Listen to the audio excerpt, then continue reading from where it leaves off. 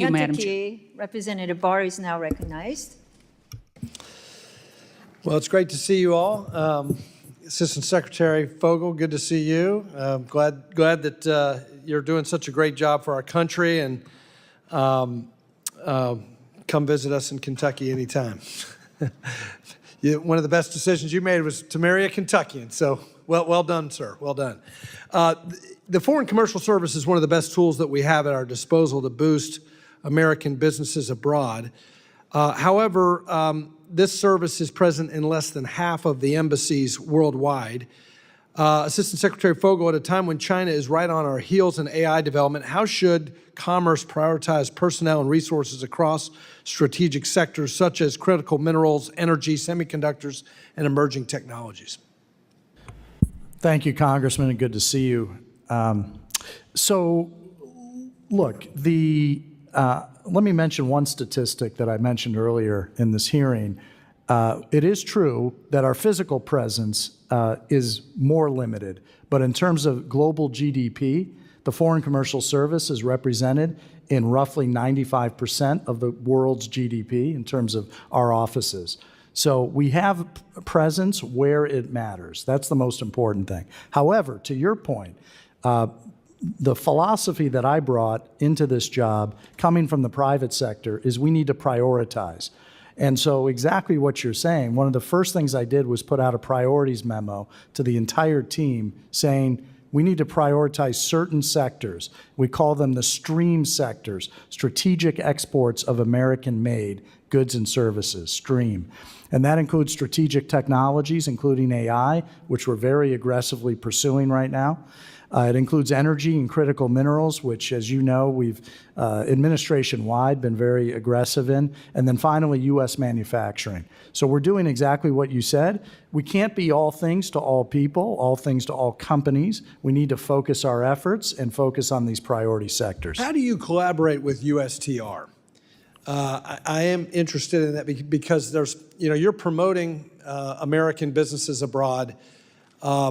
The administration's trade policies are seeking to use various tools of economic statecraft to open up those markets. Is it close collaboration? Is it complementary? How important is it to make sure you're working in lockstep and not stepping on each other's toes? Well, it's close collaboration. So the leadership of the International Trade Administration is in constant communication with the USTR office. The big thing you got to remember about commerce, and particularly ITA, is we have the connectivity to U.S. companies, right? We have USIACs, U.S. Export Assistance Centers throughout the country, and that keeps us in touch with American business. So USTR does not have that.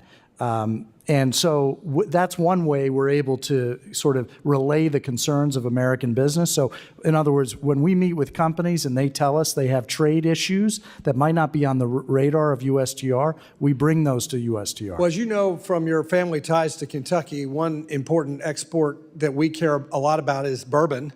And I recently had a terrific conversation with both the U.S. Ambassador to India, Sergio Gore, and the Commerce Minister, Goyal, in India. India is a whiskey drinking market. Tell me, does your department have a role to play in promoting American products like whiskey in huge markets like India? I did have to tell the Minister of Commerce in India that remember that Scotch whiskey is the drink of the occupier, the imperial whiskey, and Kentucky bourbon is the drink of freedom.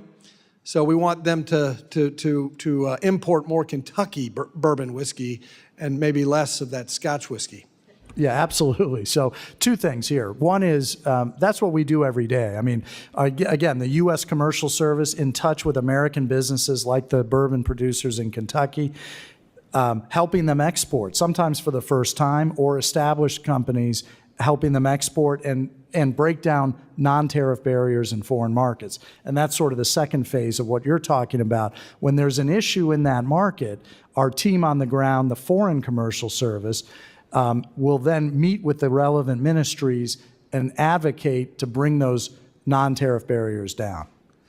Well, I've run out of time, but I do hope that you will address the duplicities between the Foreign Commercial Service and the new commercial diplomacy enterprise at State, and how you're handling that. Great. Will Thank do. you. Thank you. Go back.